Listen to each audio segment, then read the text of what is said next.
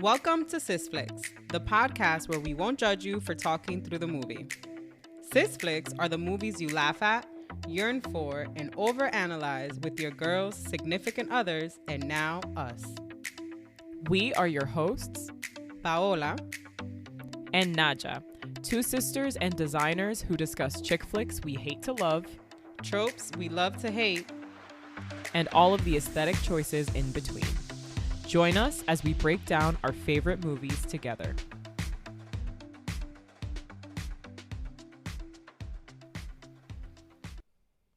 Hey, sister.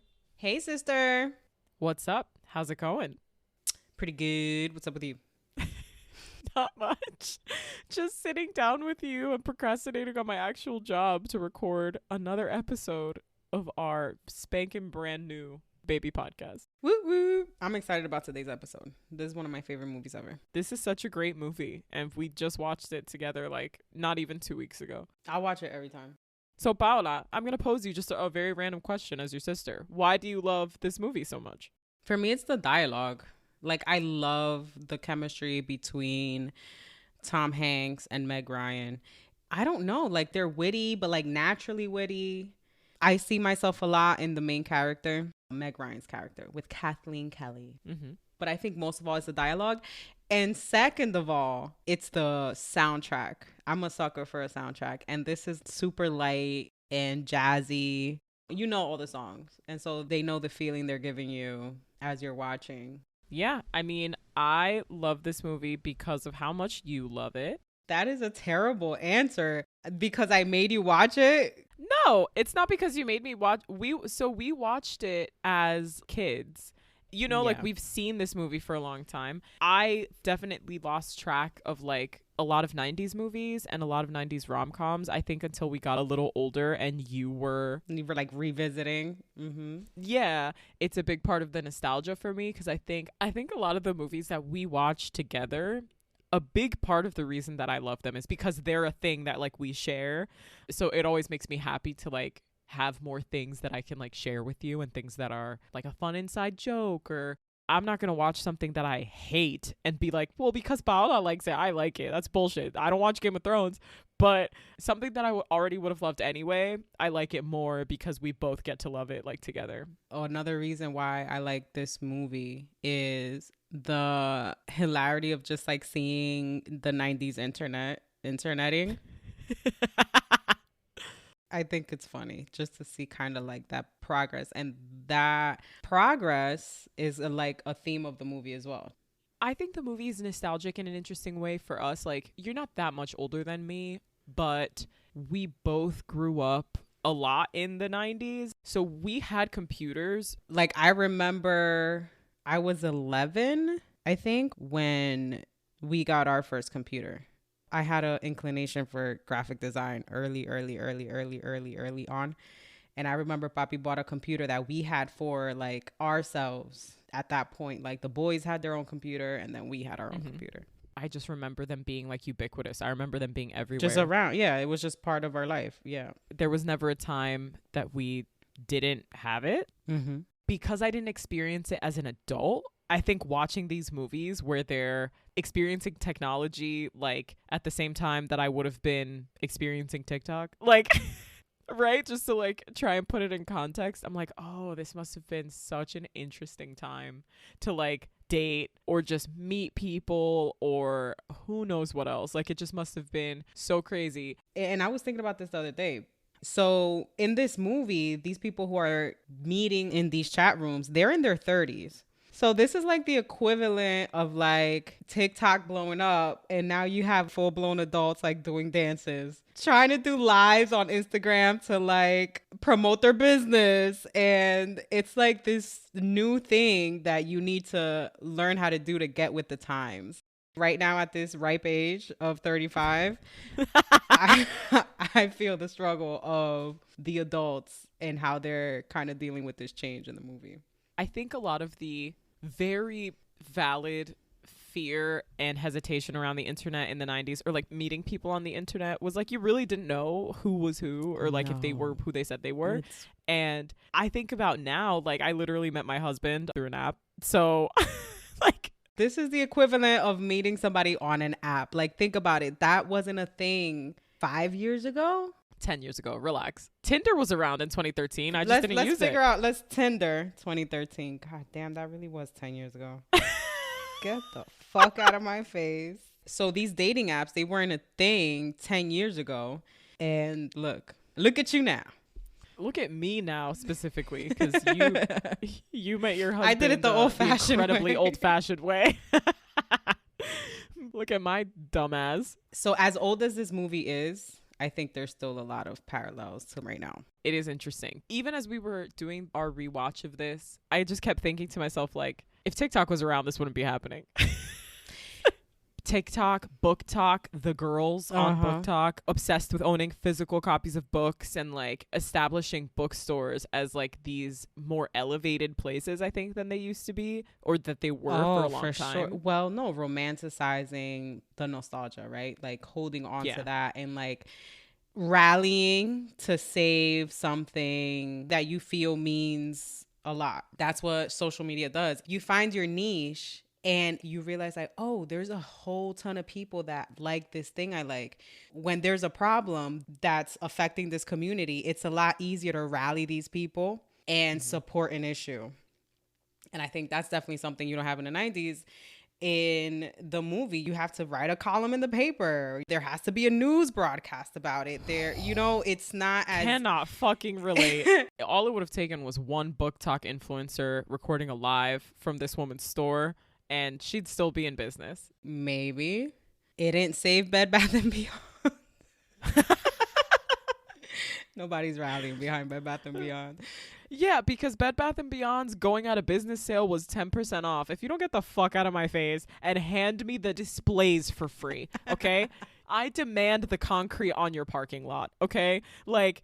10%, that's what I get by accident because somebody scans it in like the wrong, you know what I mean? Like 10%. Anti-capitalism aside, there's some interesting themes of not necessarily anti-capitalism. I would say that was probably a little extreme for the 90s, but elements of like the neighborhood's changing because it's becoming more corporate than we want. It's the big guy coming in and taking out the little guys. Right. You know, we saw this happening in real time when Walmart moved into our town. And you saw all the small stores on our main strip close within 5 years. Like, you just saw them going down like dominoes. It was really sad. Or, you know, you would see a location that tried one store and then it tried another store. And then, you know, that was frustrating. Where you want to commune in the main street. Well, there was a record store. But obviously that there was a long. What? Oh my God. Your first Britney Spears CD and that store was there forever. And then it shut down, I want to say 2000. I was in high school, it wasn't there anymore. Wow, record store. You know, and that would be such a cool place to go because you know the kids in town just go to like Dunkin' Donuts and 7-Eleven and just stare at each other from across the street. But it is really interesting to think about like the parallels of like big business coming in this movie, the way that the locals feel about it, or even just like how like performative people can be. Like, we're so mad about big business. Anyway, I'm going to go over to the big business because they seem to be doing better and easier. You seem to be struggling. Getting back to this movie, they don't focus too much on like the potentially political aspects of a big business coming in and displacing small business, but you know that we don't focus on it because of the characters who end up together, right? You can very easily yada yada some stuff that happens in the movie, which you can't necessarily do in real life. You know, it's like a David and Goliath tale of Meg Ryan as a business owner is David and Goliath as like Tom Hanks owning this Barnes & Noble equivalent, the big guy. They definitely rom-comify a very real problem. Something that we talked about the other day as we're visiting a Barnes & Noble's.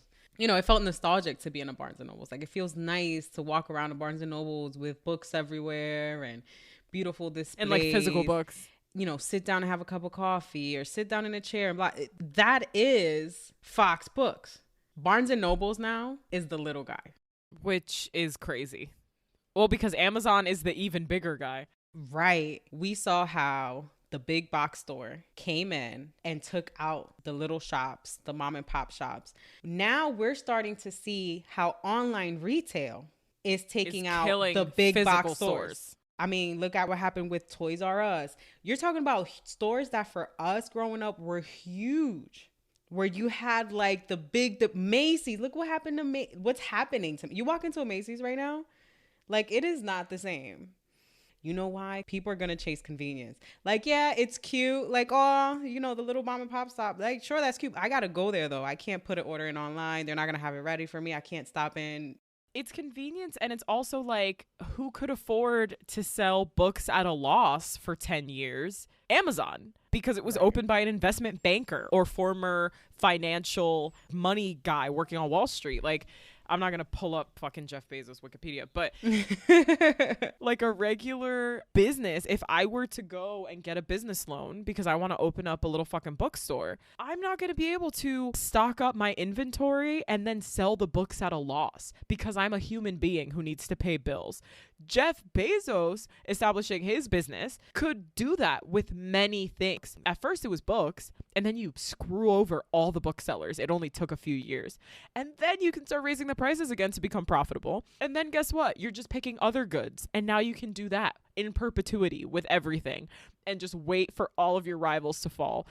We live in a society where people are struggling to just meet their basic needs. Of course, if you're going to buy something for your leisure with all like the ethics that you have to think about and stuff, yeah, it's going to feel not amazing shopping on Amazon. I fucking hate shopping on Amazon. I try to avoid it, but there are some things I literally can only find there because anywhere else I would have gotten it is gone. So I try to like not beat myself up too much for buying shit on Amazon. And also things are expensive. Being alive is expensive. This country offers very poor and shoddy protection for consumers and like poor regulation for businesses, just as a generally conservative government would do. So thinking about all of that stuff with regard to like why bigger box stores in the context of this movie or online retailers in our daily lives, like why they're so successful, it's not hard to see why. There's very little incentive to support a small store unless you're personally invested in it.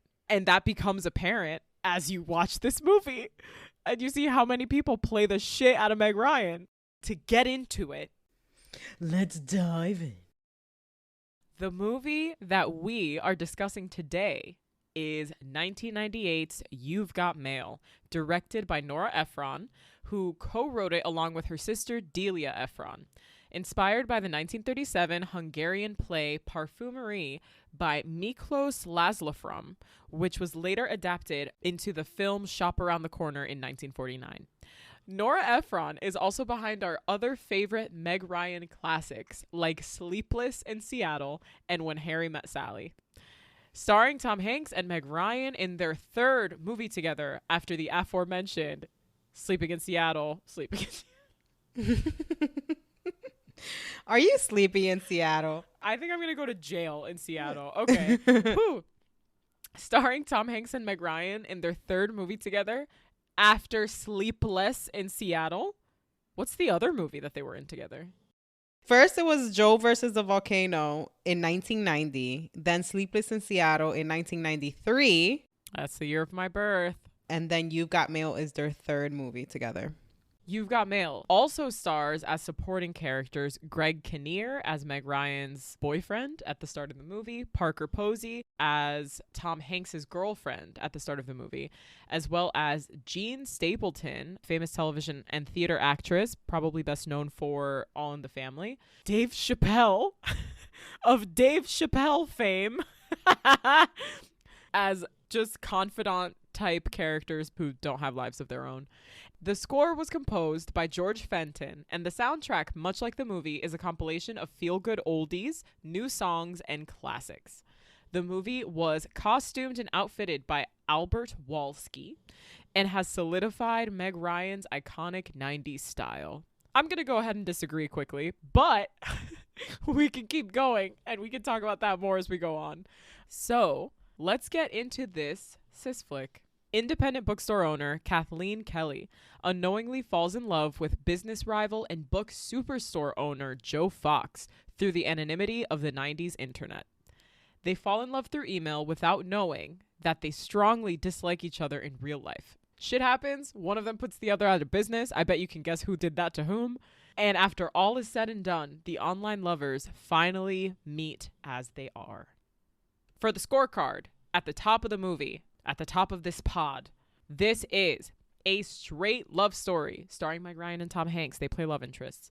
It does have source material. It was originally several different interpretations, including another movie and a play. The story, for the purposes of this movie, was written by two women. It was directed by a woman. And the trope is enemies to lovers. It's enemies to lovers. It's anonymously falling in love. But it's mostly enemies to lovers. All right, sister, let's hit it. So movie opens up with the very nostalgic / traumatic sound of the 90s dial-up internet. It's paired with some amazingly primitive digital graphics as we make our way through NYC to the opening song, The Puppy Song, performed by Harry Nilsson. This song is like so cute. It's about a man and his dog, which I think is adorable. We open up with Kathleen, our heroine, in her apartment, and we meet her boyfriend who's leaving for work. So we understand it's a weekday morning. And Frank's opening line is, technology, what's one good thing we get from technology? And this theme is what keeps coming up throughout the movie. Right now, he's speaking about the computers. He's saying, this is the end of civilization as you know it.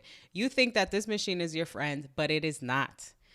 Kathleen is like, yeah. Okay, dear. Have a good day at work. Aren't you late? Have a good day at work. I need to go have my emotional affair. I need you to leave so I can talk to someone else. He leaves, and then we see Kathleen scrambling about, checking out the window that he has left. As soon as he's 100% gone, she opens up her laptop and logs in to check her email. In this movie, this takes like 10 seconds. If you grew up in the 90s, you knew you were standing there for at least 68 seconds. You were standing there for like 5 entire minutes. And that's on a good day. She opens up her email to a message from her friend, NY152. And here he starts to narrate his email. As he's reading the email, we meet the character in his apartment. And it is Tom Hanks, who we later find out to be Joe Fox. One of my favorite lines that I think about every fall is, don't you love New York in the fall? Makes me want to buy school supplies. I would send you a bouquet of newly sharpened pencils if I knew your name and address. Every fall, I think about this. So here they establish they don't know each other personally. And you find out that they don't even know each other's real names. They just know screen names. Next comes in his girlfriend, who you can see is super high strung. Batshit crazy. He also can't wait for her to leave the apartment and also waits for the coast to be clear to log into his computer and get into his email. And now he sees he's received a message from Shop Girl. So he starts reading Kathleen's email, and through the narration of her email, they're commuting to work. And you realize that they literally have the same commute to work. They miss each other 5 different times. By like a hair.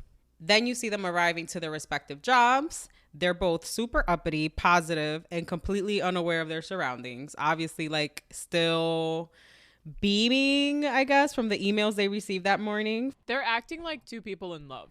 They really are. They're like head in the clouds, head over heels. First one we see arrive to work is Joe, and we meet Kevin, his best friend, who's Dave Chappelle. He's giving him a ton of bad news, and it all goes right over his head. He doesn't hear a word he's saying. And he actually quotes a line from Kathleen's email where he says, I hear nothing in the city streets, just the beat of my own heart. This makes Kevin think that he's engaged to his girlfriend, the girlfriend he has. To the other girl, to which Tom Hanks answers, or Joe, why the fuck would I do that? Why would I do that? There's a quick back and forth when Joe gets to work and talks to Kevin after they go through the whole Patricia thing, is that they're getting ready to open up this big store in the Upper West Side. They're fully aware and concerned that the neighborhood is going to respond negatively. They kind of in unison said, oh, they're going to picket the big bad chain store. And then they kind of play with the idea like, oh no, we're going to seduce them because we have square footage. We give discounts. We're going to offer cappuccinos. They're going to hate us, but they're going to love us because we're going to sell them cheap books and legal addictive stimulants. They end up with saying, we'll put up a big sign that says, coming soon, a Fox Books superstore and the end of civilization as we know it, echoing back to what Frank said at the beginning about computers. This is another modernization that can be looked on negatively. Big box store, the big chain stores, and how that impacts small businesses and neighborhoods. It's showing how the big guy can take out the little guy so easily. It's all built on convenience. It's why people stopped going to small bookshops, for example, like in this movie, and started going to big bookstores like Barnes and Nobles. It's a one-stop shop. You can go, you can get stationery, you can find different forms of media outside of books, you can sit down, have a cup of coffee. It's this notion that bigger is better, right? And now in this day and age, we're starting to see those stores now are the little guys in comparison to Amazon, Walmart, Target, with the big online retailers. I'm not smart enough in like business stuff and like money stuff and demographic changes and stuff to know whether having a bigger store versus a bunch of smaller stores is like bad. I can speak to like my preference as like a liberal person who doesn't particularly love big corporations. Of course, I would much rather one or two people own several small businesses than one corporation is owning a fuck ton of different real estate and like bookstores and stuff like that.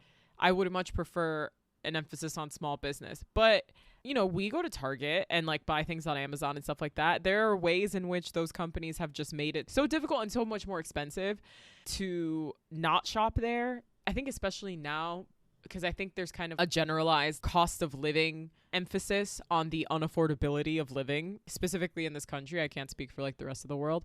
There's been a lot of discussion about that since the pandemic started, honestly. So the last almost like 4 years, you know, when people are really squeezed, they still have to buy food, buy cleaning supplies, things to like maintain their lives. You can't really blame them for choosing to save a couple dollars and buy it from Amazon or buy it from Walmart. That's not a burden that I think is on us as consumers. I think this movie doesn't really take a side. Obviously, this movie doesn't have a political agenda like I do all the time. They even mention it at some point in the movie. They're like, well, you know, New York keeps changing on you. This is part of New York continuing to change. I think it's not even supposed to be a social or political commentary. I think it's just, this is what happens. New York will continue to change. It will elevate some businesses while ending others. And you just keep on going. That's it. Mm-hmm. So right after that exchange between Kevin and Joe, we cut to Kathleen arriving to her small little shop, which is named Shop Around the Corner, paying homage to the previous adaptation in, 1949? New York is New Yorking. However, she's super giddy, in a good mood. Her coworker's like, what the hell's going on with you? And the coworker's like, oh, you're in love. To which Kathleen goes, in love? No. And then she's like, oh, that's right, Frank. Yes, I am in love with Frank, my boyfriend.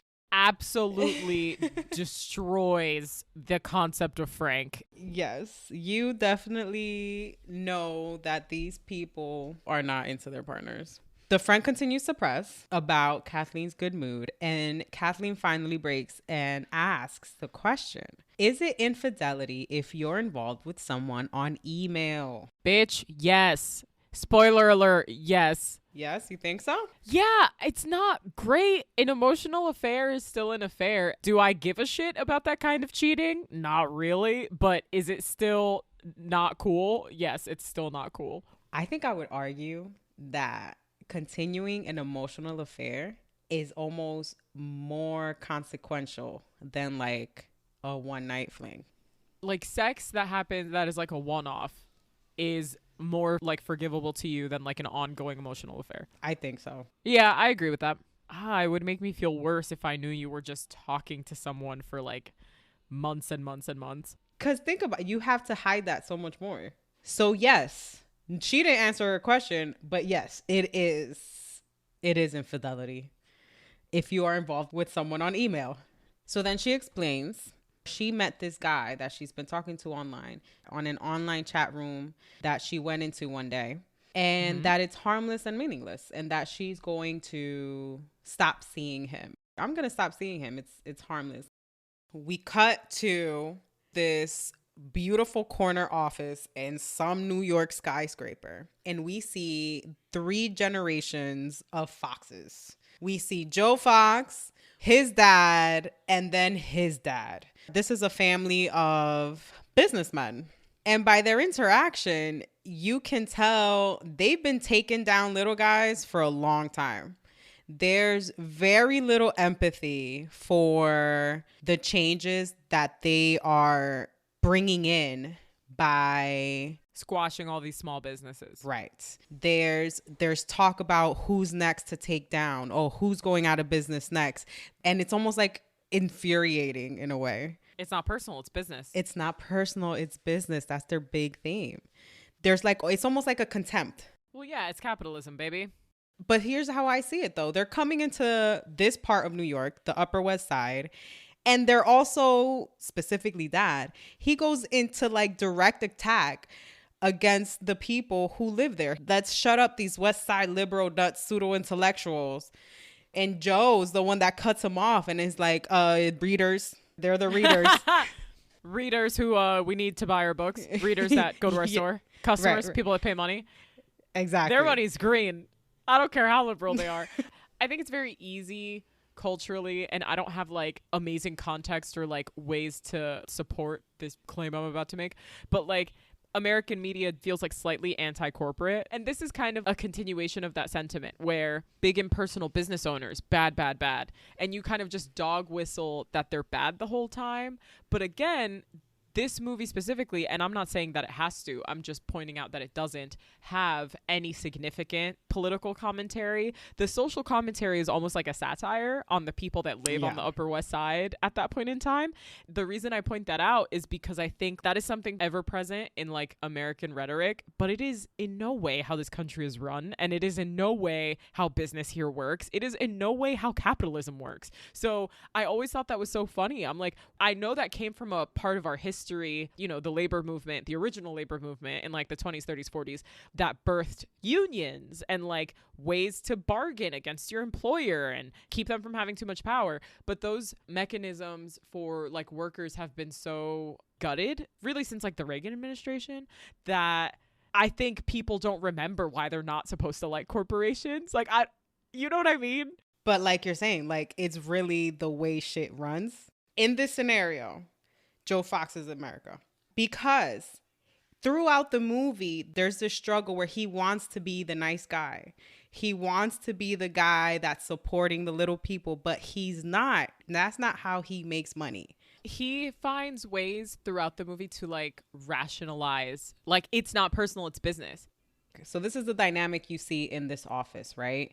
You're seeing these power moves made by these men who are planning to take their big ass store and move it into the Upper West Side, move it into the neighborhood, which is mainly driven by stores that have been there for a bunch of years and who have their clientele and who pretty much thrive from the support of the neighborhood. I'm assuming, this is me in my head, I'm assuming the grandfather has probably lived there for decades. He's a businessman, but he obviously is familiar with the area. He's been a New Yorker all his life. He asks about the competitors they're up against when they open up Fox Books. And one of the stores that comes up is Shop Around the Corner. Joe says, oh, there's this children's store called Shop Around the Corner. And the grandpa right away recognizes the name and reminisces about the woman who used to own it, Cecilia Kelly. He says, oh, I used to know the owner. She was enchanting and her daughter runs it now. And funnily enough, the grandpa is like, we used to write letters. It's a bit of a full circle moment for the Kellys and the Foxes that now unknowingly Joe and Kathleen write emails to each other. And after grandpa lets them know, oh yeah, Kathleen Kelly owns this store now, they all enthusiastically talk about how they can't wait to take it down. So that leaves you with a nice fuzzy feeling inside. These motherfuckers. So through the following sequence, we see a few emails written back and forth between who we know to be Kathleen Kelly, who owns this bookstore, and Joe Fox, who is one of the owners of Fox Books, even though they don't know that they are talking to each other. Kathleen mentions that she loves Pride and Prejudice. Hello, full circle moment for Sisflix podcast within 3 episodes. And she suggests that Joe should read it, that she loves the language and the love story. One thing that I do like about this movie, because I think like epistolary, pen pal, letter type books are kind of difficult to adapt sometimes because you have to decide how to include this like primarily written medium in a visual medium. So the way that these emails are done for this movie, they happen in voiceover and you see one set of characters doing things as you're hearing the voiceover. So we're hearing the voiceover of Kathleen saying that she loves Pride and Prejudice, and we see a snippet of Joe halfway through the Pride and Prejudice book frustratedly closing it and then grabbing beer to remind himself he's a big manly man before opening the book back up and attempting to read it. So another thing about this movie that inside of me I like battle the like corporate versus small business aspect is that they constantly go to Starbucks. Everyone in this movie really fucks with Starbucks. They do. The product placement in this movie is not very subtle. No, they're not at all. No. Starbucks is definitely a sponsor. You got mail. AOL, baby. The filming location for Fox Books is an actual Barnes & Noble store. So it is a Barnes & Noble that opened on the Upper West Side that they just slightly set dressed to look like it wasn't a Barnes & Noble. You know what I mean? But they didn't have to do that much. That's why Fox Books, their marketing is almost bing boom, exactly Barnes & Noble marketing. Because they're using all of their property both physical on the Upper West Side and intellectual, like some of their signage and stuff. If you're like, man, this looks a lot like a Barnes & Noble, it's because it is. It is. Right. The thing with Starbucks, Paola is a Starbucks customer like many hundreds of millions of people on the earth. Even now, a movie that puts so much emphasis on going to get Starbucks, I feel like even though so many people consume it, I don't think people have a positive view of corporations like that right now. No. Kind of ironic that you have this small bookstore owner who's like super pro the little shops, mom and pop shops, and she consistently goes to Starbucks every morning. I know there's a coffee shop right around you. And those are the contradictions. That's the contradiction. When it's her turn, when now she's struggling because there's a big guy moving in town, she's like, oh, support my small store. Come on, this is the heart of the West Side. Yet she obviously doesn't give a shit whether people support the big guy or the little guy, which is fine until you start making it a condition. And I don't think it's meant to be like a value statement. I really don't think this movie picks a side. But I think what they're emphasizing is like Nora Ephron is like a very, very talented writer and director, or was. She is deceased. She was a very talented writer and director. And I think if she intended to be more political with this movie, she would have been.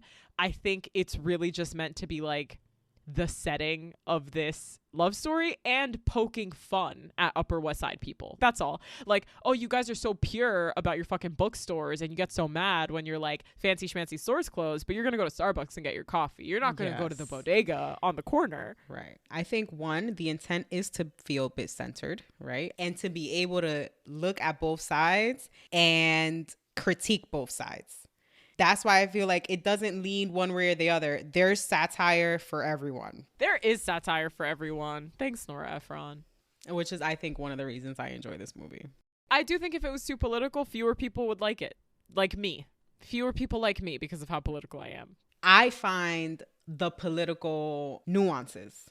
For me as a viewer, I'm finding the political nuances. I'm taking what they're saying. I said, oh, this is what they mean. Like they're talking about this in the surface, but this is what they're really saying.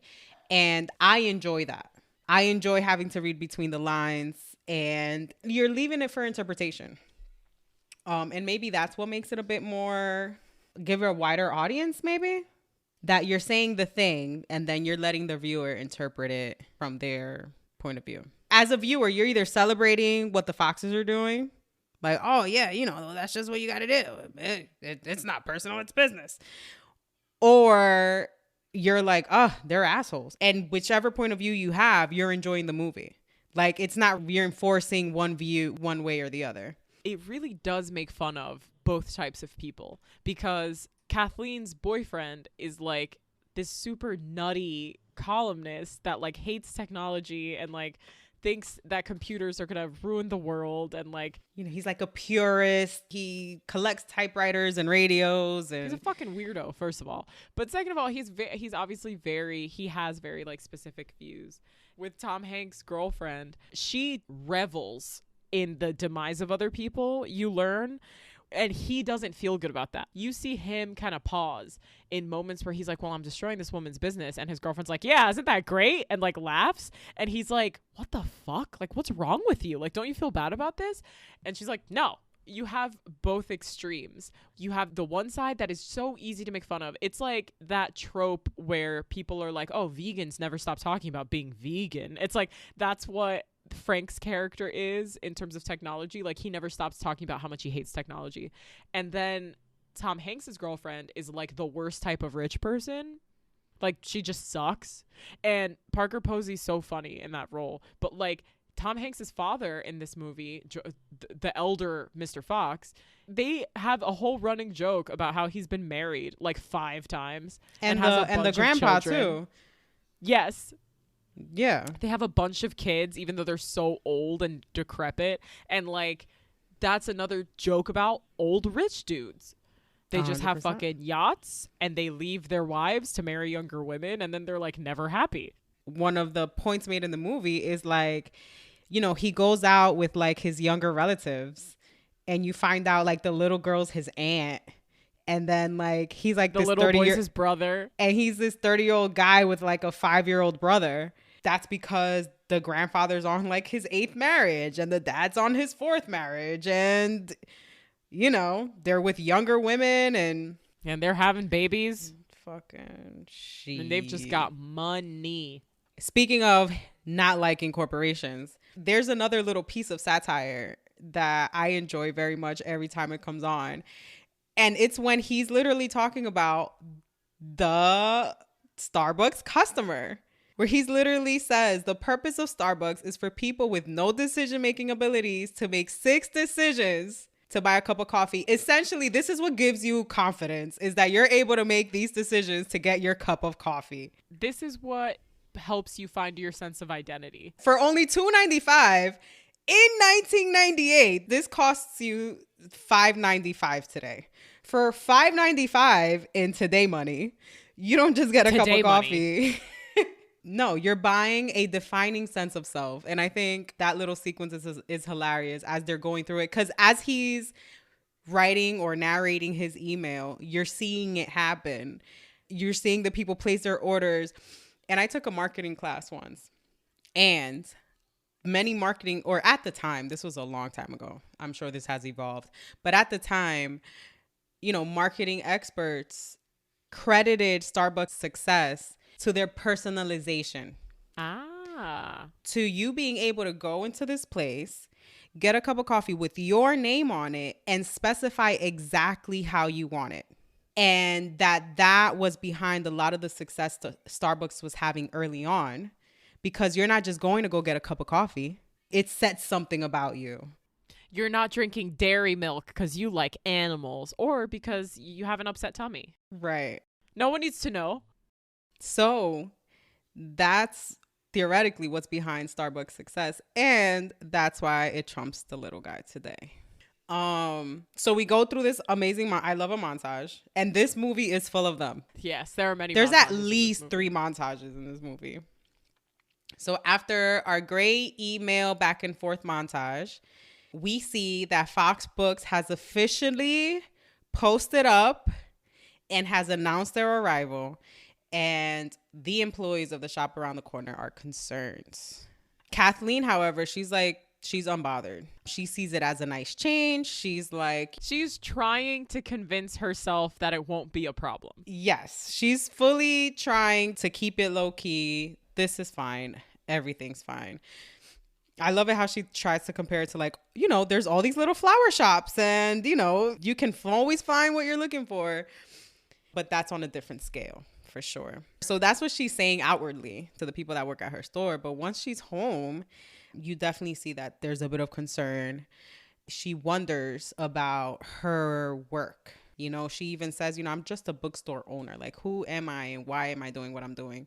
I think this is one of my favorite quotes in the movie. She's kind of struggling. And it's not even with the store. It's not even with the fact that Fox Books is opening. I think she's struggling with what her place in the world is as this bookstore owner. Like, what is she really doing? The quote is, "Sometimes I wonder about my life. I lead a small life, valuable but small. And sometimes I wonder, do I do it because I like it or because I haven't been brave?"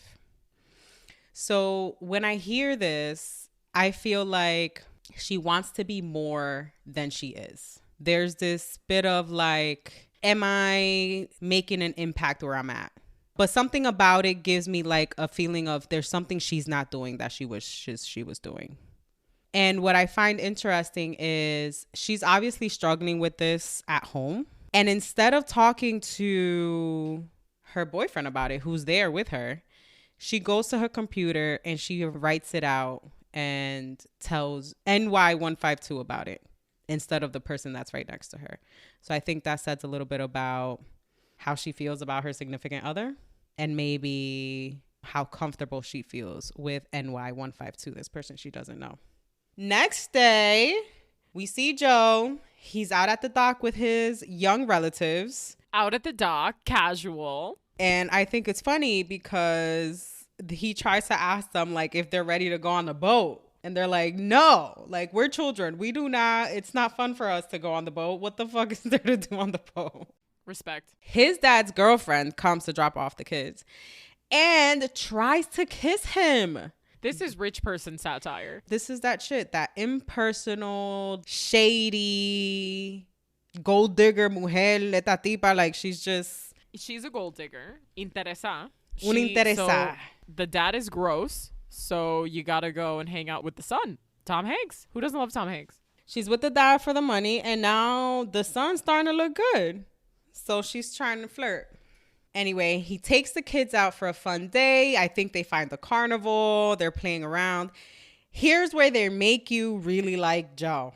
He's a down-to-earth guy, loves kids, spending the day with his little brother. It is very cute. It's a very good montage. This little montage wants to make you see Joe's fun, soft side. He's out of his businessman suit. During their outing, they happen to stumble upon Kathleen's store right at story time. So the kids want to go in to have story time. He's like, all right, let's go. He's holding a goldfish and balloons and, they just came from the fair. He's got all types of stuff. They go experience story time at Shop Around the Corner. She's telling a really cute story. All the kids are standing around in a circle. Everybody's listening very intently.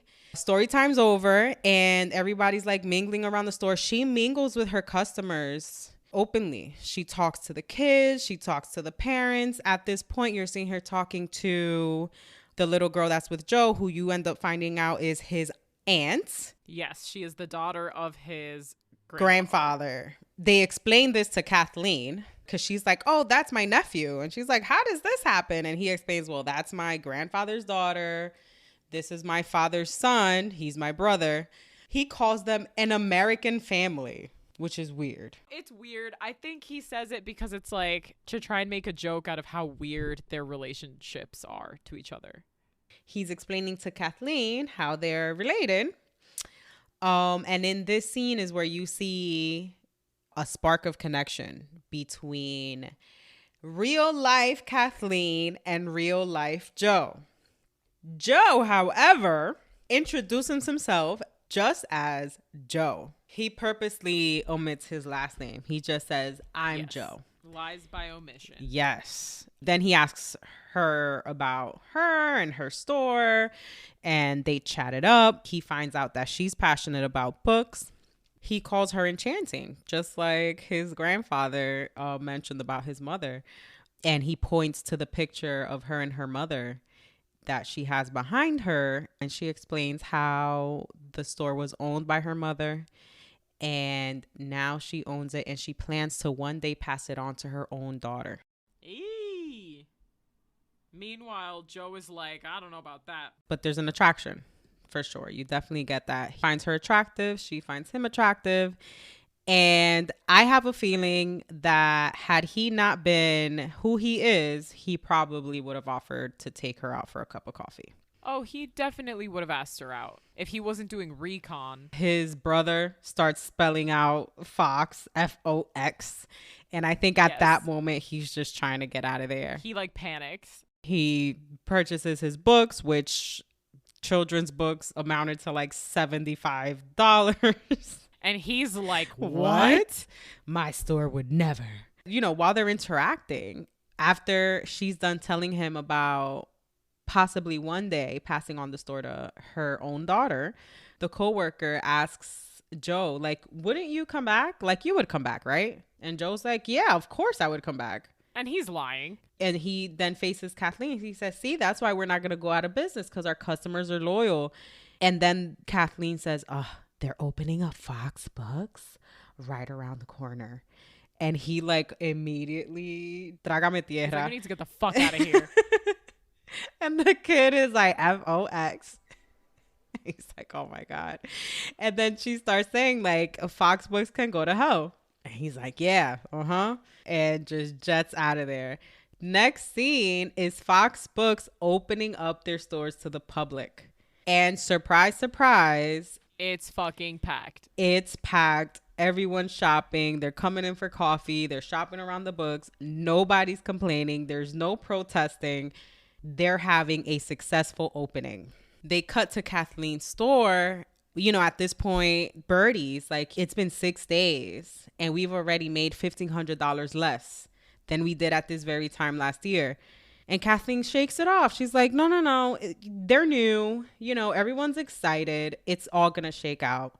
Meanwhile, I'm going to continue to put on twinkle lights because it's the holiday season now. What we observe is that Kathleen's being kind of like willfully ignorant, right? Birdie, who is this older, more motherly character, is trying to counsel her like, hey, this is a red flag. Like, shit looks like it's really going to suck with this big bookstore around.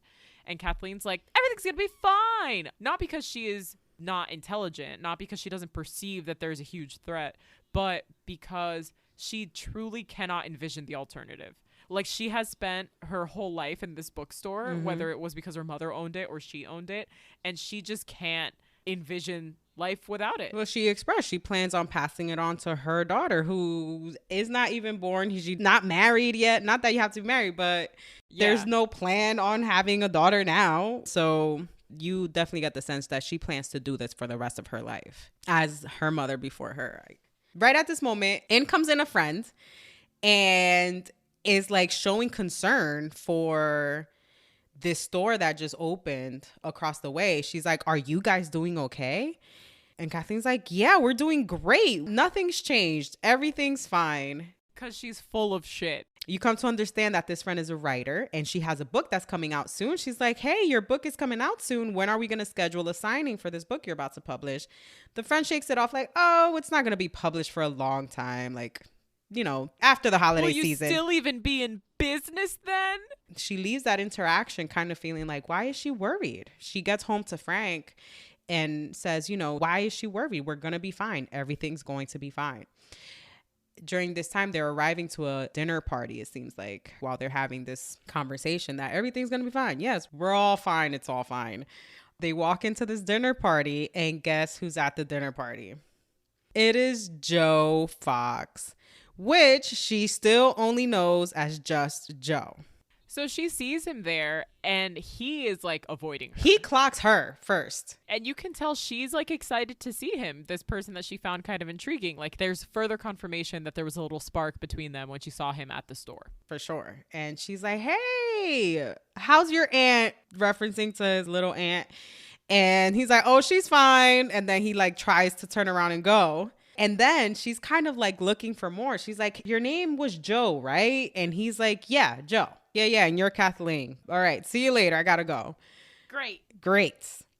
She walks away and a friend comes up to her and is like, I can't believe you were just talking to him. She's like, what do you mean? She's like, that's Joe Fox. And she's like, what?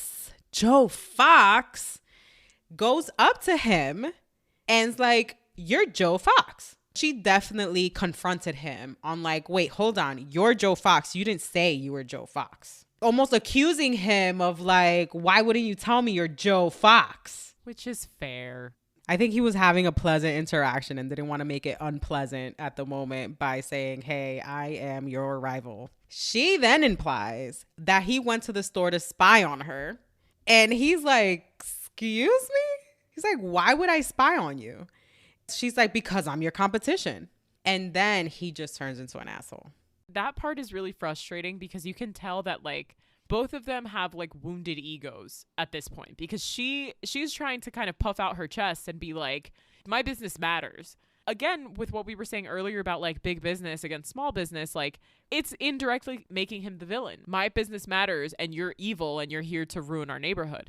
And so now he's defensive and he's like, you're not my competition. I own a massive fucking company. Your bookstore is like little and stupid. His direct line, and I always remember this because it's such an asshole line. He's like, yeah, the bookstore that's so inconsequential yet full of its own virtue that it thinks it could put me out of business.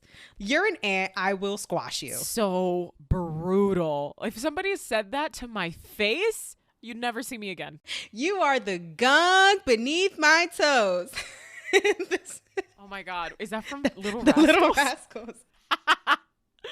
I hate you, Darla. He says this to her and she's speechless. She's like, how dare he? Comes in Frank to save the day. She has a knife in her hand in this scene and she kind of just stands there speechless with the knife in her hand. It was a very funny choice, whether that was Meg Ryan's choice because the knife was in her hand, yeah, or whether that was the director's choice. It is super duper funny. Her grip on this knife is like white knuckle. Yes. She is pissed. Also, how wild is it that she gets so mad about him taking the caviar? She literally starts taking it off of his plate. It's a garnish. It's a garnish. It's so funny. And I noticed it the last time I saw the movie. I hadn't noticed it before, but she actively grabs the spoon and starts taking it off of his plate. And then he takes the spoon back and puts it back on his plate. Like, what it's is so this? funny.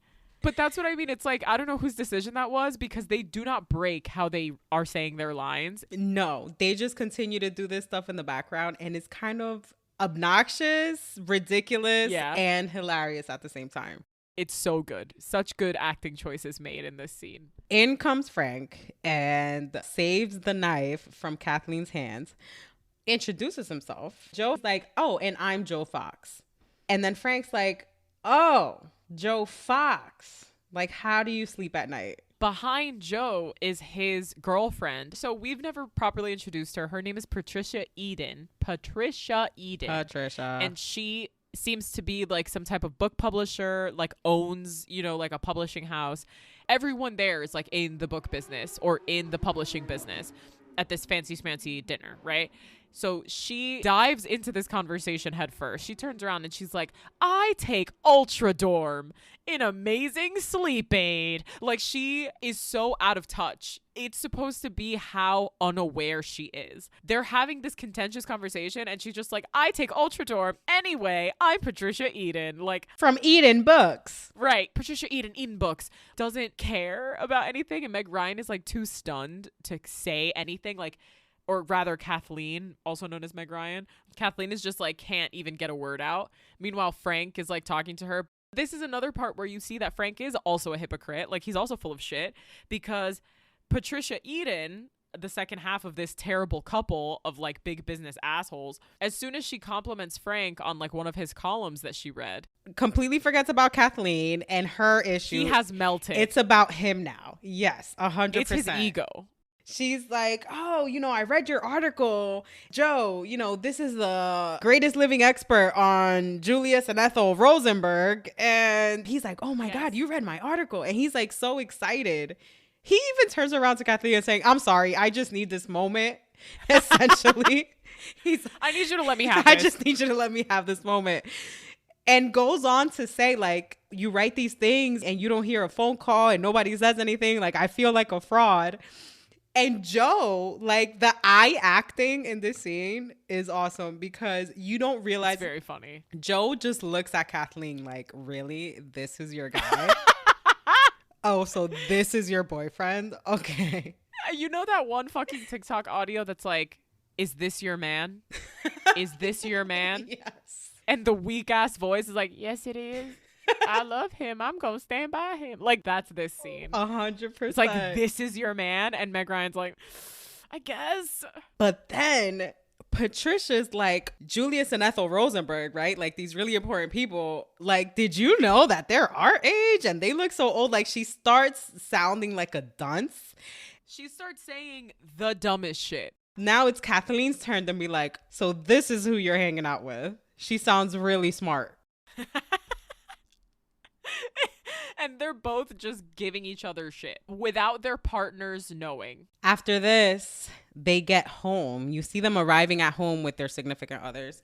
Joe can't sleep. He gets up and he logs on to write to Shop Girl. And in the email, you realize that he feels pretty bad about the shit that he said earlier that night.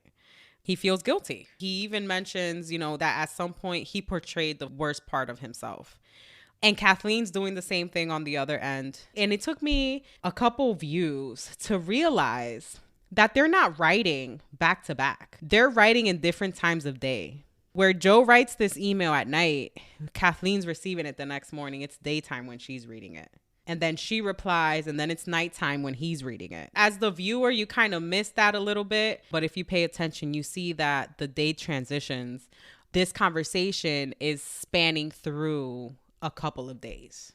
You know, he's guilty for the things that he said earlier that day, even though this person that he's writing to doesn't know these people that he's interacting with. But he's pretty much expressing like, have you ever just blew up on somebody and all your bad qualities kind of put him onto a person? Like, I'll say all the worst shit that you can say. Kathleen's reply to that is that she envies that she wishes she can say all the worst things that she wants to say. She can't. You know, she can't bring herself to be that confrontational. At the time, she even mentions this, you know, I had this really bad interaction with this jerk off the other day. You know, even right now, I don't know what I would say back to him. And he warns her. He's like, you know, I kind of envy you. Like, when you do say exactly what you want to say, you end up immediately regretting it. So the next montage, it's my favorite, is now that Kathleen and Joe know who the other are in real life as business rivals, they see each other everywhere. And now there's this funny montage where they're just avoiding each other everywhere they go, at the coffee shop, in the street, in the supermarket. And it's all to this, one of my favorite Louis Armstrong songs. Oh my God, A Dumb Dumb Dummy. A Dumb Dumb Dummy. The montage ends at the supermarket where Kathleen's trying to hide from him.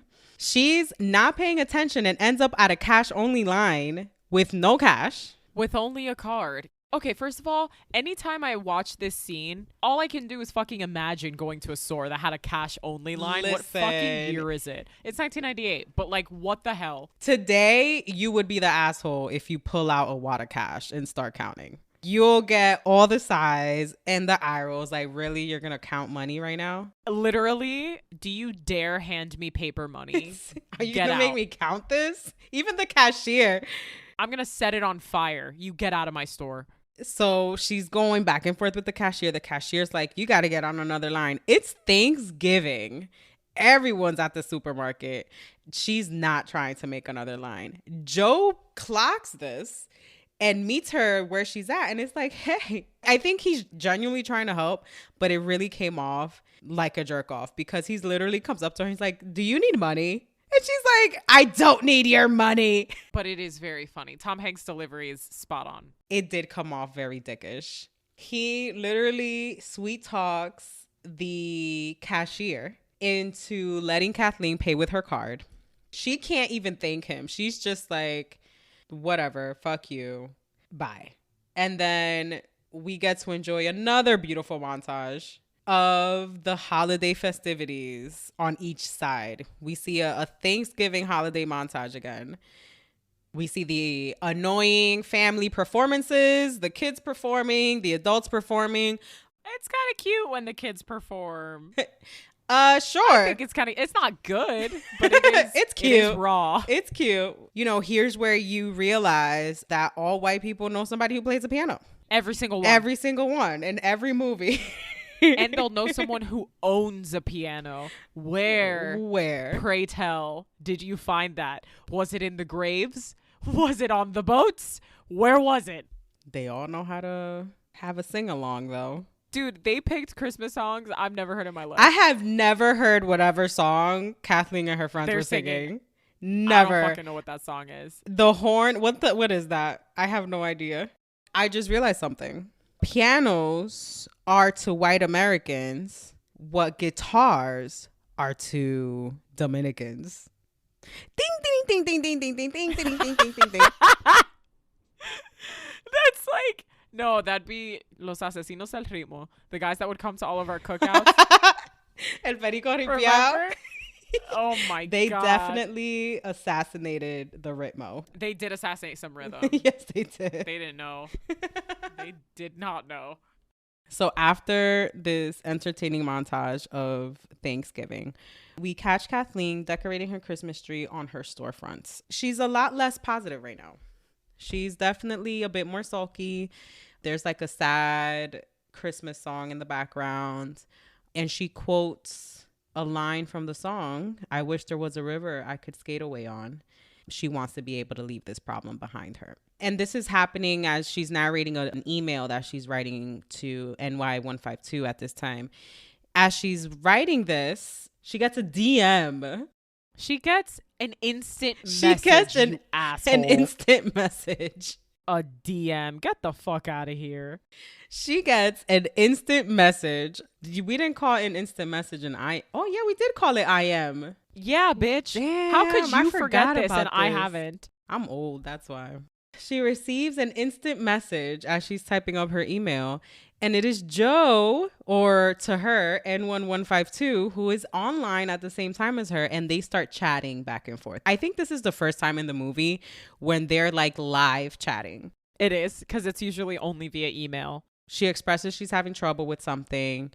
He offers advice. Hopes is not love advice. She assures him it's for her business. He asks for specifics, and she's like, you know, we don't share specifics. Without any specifics about her business, he tries to offer her advice. And the advice that he has for her is go to the mattresses, which apparently is a line from the very popular Godfather film. Godfather? Do you mean the Good Father? The Good Father. I actually had to look this up. I'm like, why is that a thing? So apparently the meaning of this phrase turns on an association with an Italian folktale where mattresses represented safety during wartime. Wow. So go to the mattresses means turn to safety during war, means go to war. Did I explain that correctly? Go to war? No, wouldn't that mean turn away from war? Sure, but essentially meaning war is coming. The phrase wasn't known in the US prior to The Godfather, and then it was used in The Soprano, The Good Father. It essentially means to prepare for battle. Okay, got it. To which she very funnily says, what is it with men and The Godfather? And that is a great question. Listen, our dad was a big Godfather guy. He would watch this hours-long movie anytime it was on. It was really his shit. With a young brain, I could never understand it. With an old brain, I can't understand it. As an adult, I have to go back and revisit the movie. Can the same be said for women? What is it with women and Pride and Prejudice? Oh, shut up. It's that it's great is what it is with women. Yes, it's that it's great, and we can all relate. And at some point in our life, there's always a snippet that can represent what we're going through. It's that it's great. And The Godfather, this is the thing. Pride and Prejudice, it's like, yeah, we're women.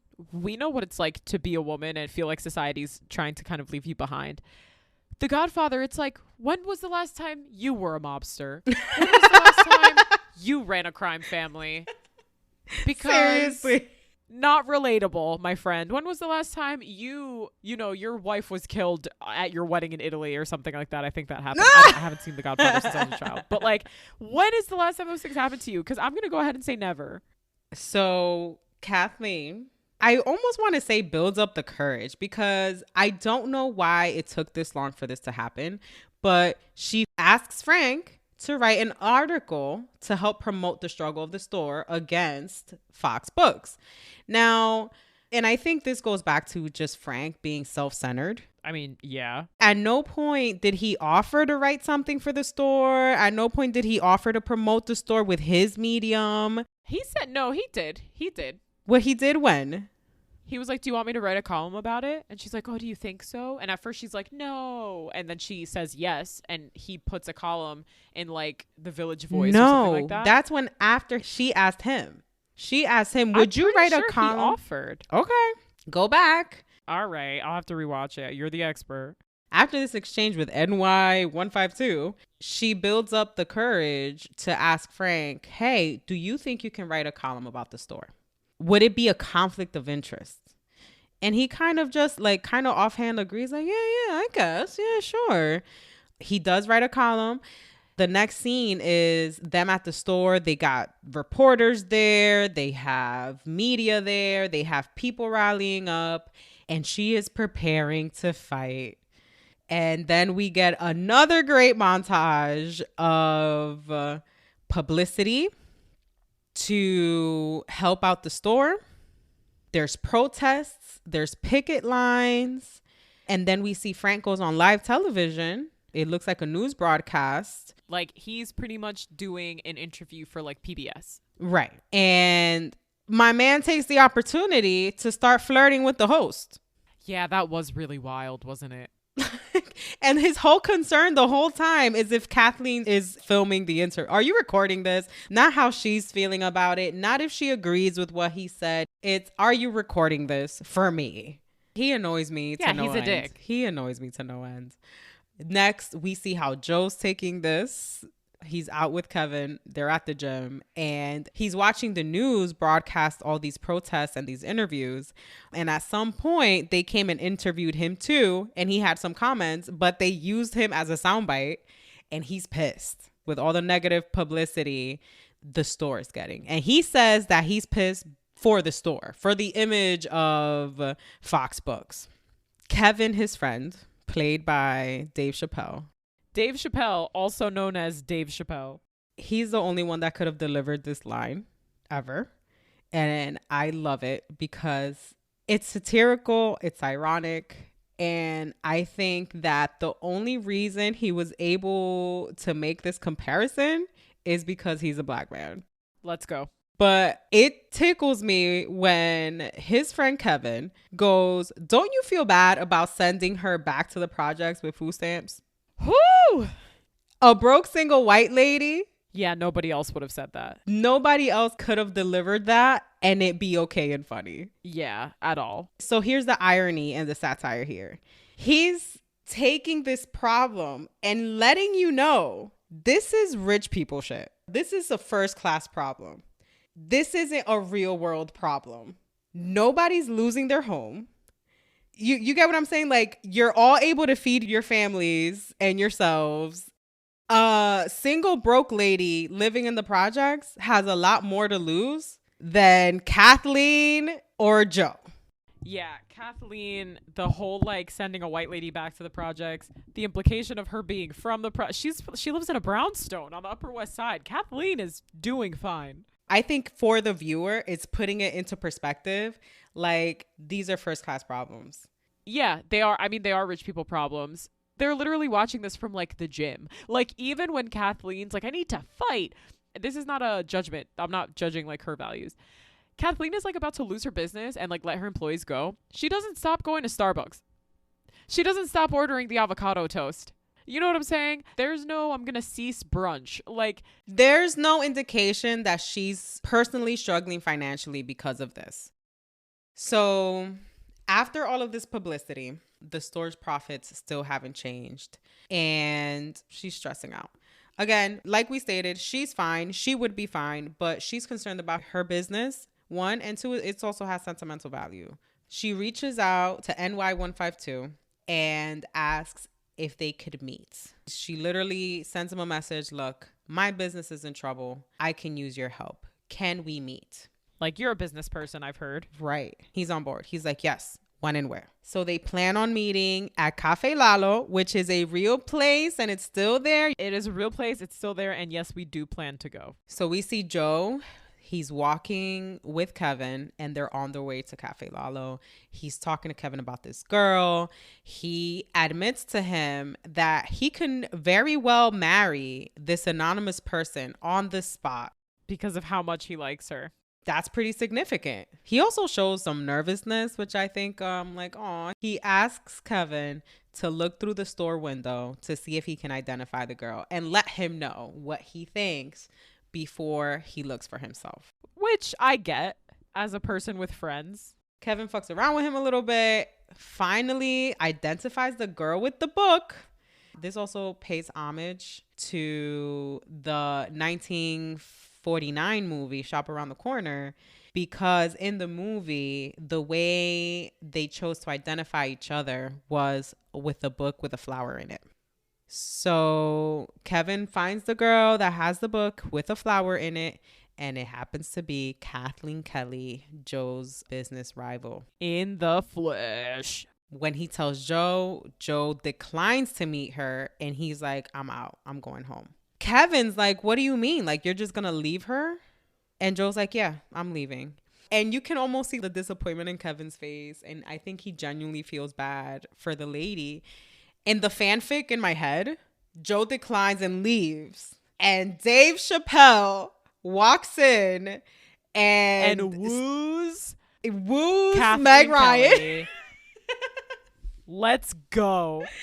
Woos Meg Ryan in place of his friends, and they hit it off. That's the fanfic in my head, because Joe didn't deserve her. He really didn't, at least not at that point.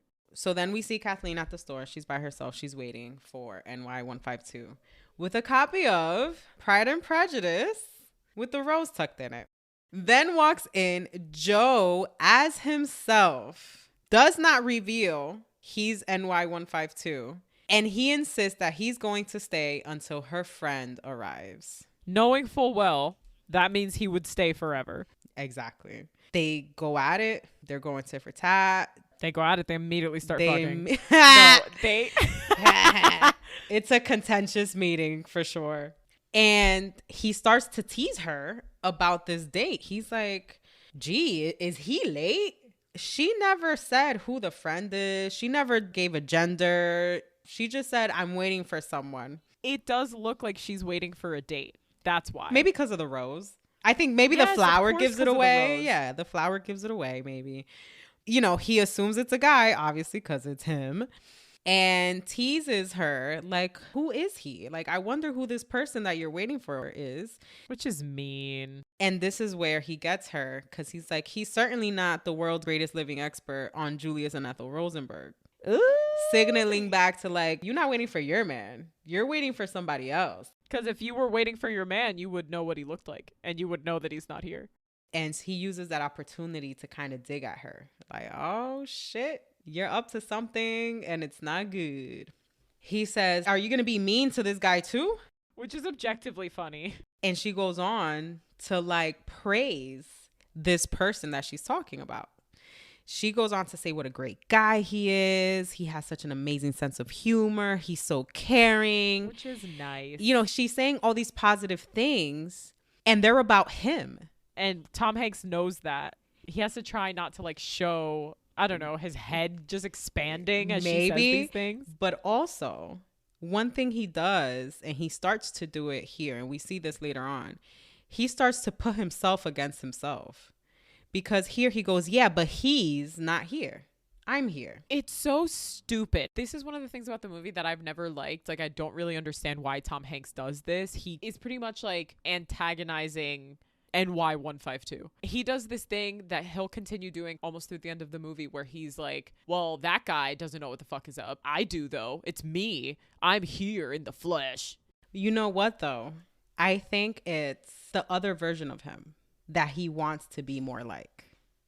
So outwardly, he has this portrayal of like this big, bad business guy. I think we mentioned this a little bit earlier. He's this guy for his business, but I don't think he's proud of that guy. He's NY152. You don't think he likes his business self? Right. You know what? Maybe it's not that he wants to be one way or the other. I think he wants to also be appreciated for who he has to be in the outside world. Well, because he is a talented businessman. That's why his business is doing well, even though he inherited it from daddy, who inherited it from daddy. I definitely sense like a tinge of maybe jealousy over her view of this other guy, even though it's him. I think he would wish that she spoke that highly of him as she knows him. Got it. Like, he knows that if she knew NY152 and Joe Fox were the same person, she would start to hate NY152. She wouldn't start to love Joe Fox. Yeah, because that ugly side trumps the nice guy. I mean, it does. It does. This tit for tat continues, and she goes on to insult him to his core. She goes down to say, you are nothing but a suit. You think you're this important guy. You ain't shit.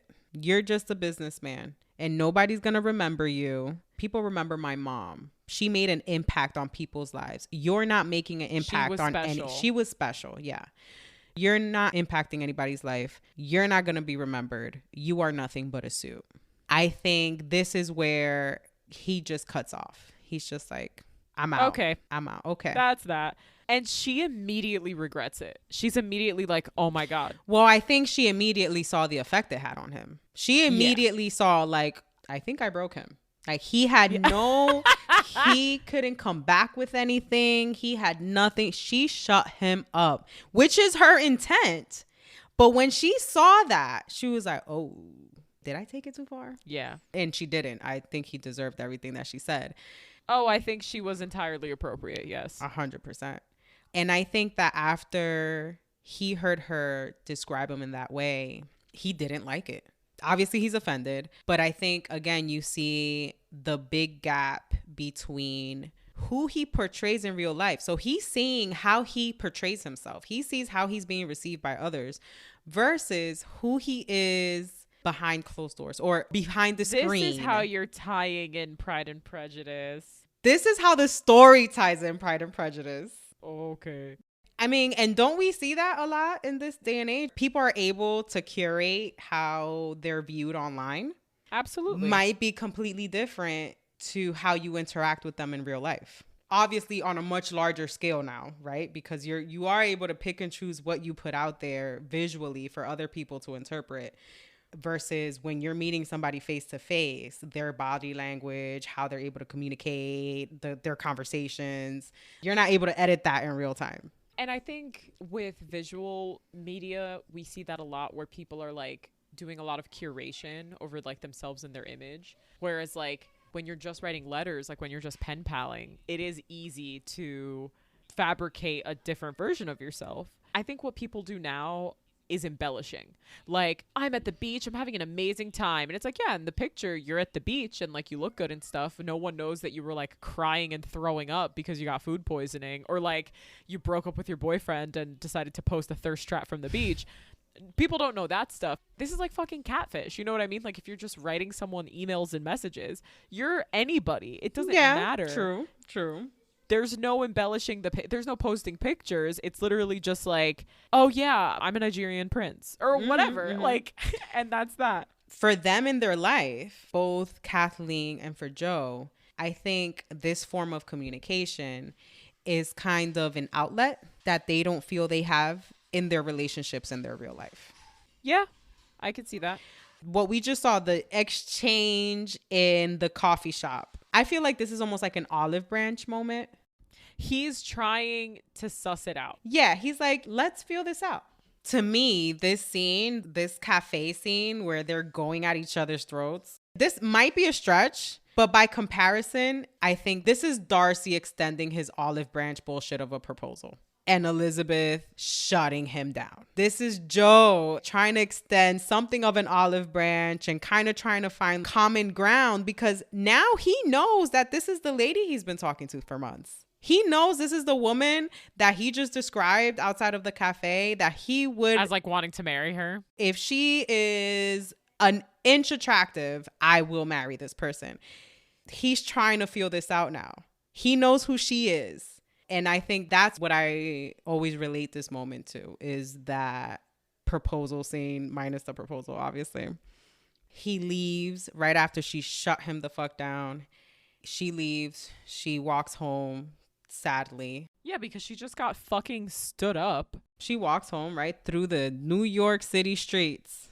And con los zapatuito lays down in her bed. Like, you know I cannot co-sign that shit. Yo, anytime I watch this, ick. I feel so much ick. Con los zapatos. With her shoes on, her jacket, her clothes that she was sitting in the restaurant with. She just goes into bed and wraps herself up in her comforter. I'm like, no. Oh, I itch. Where I sleep with my body? No.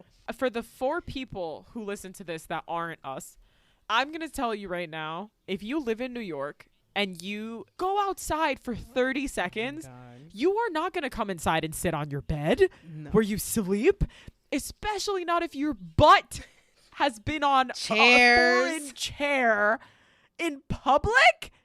My bed? I take my shoes off when I come inside my apartment. No, New York is gross. I don't care how Upper West Side you live.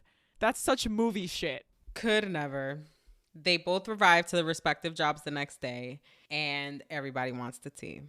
Joe tells Kevin that she was insulting and provocative, but then he also mentions in this rant that the only thing pleasant about her was the way her hair fell across her face. He's pissed, but he's thinking about how pretty she is. She's definitely left an impact on him. Now physically, not just with their interactions online, but now also physically. He likes her. We see Kathleen at work. Everybody's asking her how'd it go. You know, you can always count on your friends to rally and like help you mask all the red flags. Like everyone starts with the same, he stood you up. And then it's like, oh, but maybe he had a car accident. But maybe he had a train accident. They end up all the way at, you're so lucky he stood you up because he's a criminal and you could have been killed. We're glad that this didn't happen to you. It's like everything to help her feel better, when the reality just is, if he in fact did stand her up, which is not what happened, but if he in fact did stand her up, he would just be a jerk. But we have this thing where we always have to find the excuses for people, especially when we like them. That night, she gets home. She's still pissed. She's still stewing with this. She's the first one to reach out to him. She reaches out first. Respect. Really, though? You would not have heard from me. You were going to have to reach out to me first. Oh, well, you and I have pride. Like a lot of it. She reaches out to him first. She does express her disappointment. She does say, you know, I felt like an idiot. I was sitting there and I felt like an idiot. It's almost like she reached out to him first, I feel like, to talk about her interaction with this other person. Because she goes right into, you know, while I was waiting for you, this person who has made my professional life a misery came in. And she had to tell him, like, for the first time, I did that thing that I've been waiting to do. I said exactly what I wanted to say when I wanted to say it. And you were right. I regretted it right away. I don't know if he even cared that I said it, but maybe he did. And if he did care, I feel bad. And she's very much like, I'm not that kind of person. Right. Like, I'm not the person who, like, makes people feel like that or, like, talks to people like that. And I don't like it. Yes. She signs off the email pretty much just saying, like, I know this is a whole bunch of nothing. We just go back and forth about nothing, really. But it means a lot to me. And just says thanks. I think it's kind of her maybe making closure for herself. Yeah. Right? Like, kind of saying, like, you didn't come to see me. Maybe you won't email me back. Maybe this is done, but I just needed to say thank you for this time.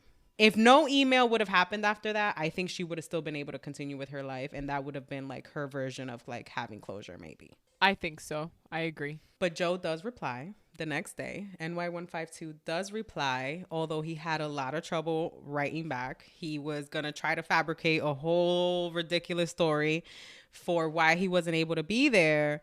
He tries to go with the truth without giving away that it was him, to the extent that he starts to write, I'm sorry for not being there. And he changes it to, I'm sorry for what happened. Still lying by omission. Kind of almost through a third party, but it's really him. Apologizes for the experience she had the night before. Pretty much says, whatever you said, I'm sure he deserved it. And I'm sorry for not being there. That's like his version of atoning for what he's like done. So you kind of leave that feeling like, okay, well, fine. You know they're going to continue. They're going to continue back and forth. And the next day, her coworker even asks her, like, so are you guys going to just keep writing to each other? And Kathleen pretty much just like, yeah, maybe we will just write letters our whole lives. Like, right. Like maybe that'll be our relationship, that we just write letters. It's definitely not something she's going to let go. Like, she's made it pretty clear, like she's just going to continue to write to this person. It brings her comfort in some way. So the next day they go to Birdie's house, and at Birdie's house, she breaks the news that she's going to close the store. One thing that Birdie says that I think is meaningful is it's the brave thing to do. Kathleen's like, bullshit. And she's like, no, you're imagining a different life for yourself. And I think this goes back to what Kathleen was saying earlier on at the beginning of the movie, when she's like, have I lived this life because I want to, or because I haven't been brave enough to do something else? And I think that this is kind of showing, even though she was pushed to do it, she is maybe in a way taking control of what's going on by making it an opportunity to dare to imagine herself doing something different. So I like that she said that to her, because I think she's been struggling throughout the movie to be brave. Birdie's apartment, though. Birdie's apartment. Yo, so this apartment is just fabulous. Next level. No fucking way that this bitch works at a bookstore. And how? But you know what? The 90s were a weird time. People believed Friends. You know what I mean? So no, people believed that Monica had her grandmother's apartment. But you got to remember, she's working at a bookstore now. I mean, she's doing that for fun. She's retired. She's a woman who has lived her life in her apartment, and you see that in her apartment. It's full of collections of things. She's collected things in all of her years, and she has them all in her apartment. This is like the traditional maximalist dream. There's books everywhere. There's decorative plates on the wall. There's paintings. There's statues and figures. There's mesitas everywhere. Like, this is my mom's apartment if she was like living on her own in New York City. She does go on to say that she made some investments early on at the break of technology, and she's very rich. So that also explains some of that. This apartment's a dream. I love it. There's colors and collectibles everywhere. Oh yeah, it's fabulous. And the fact that they only use it in one scene is criminal. Yes.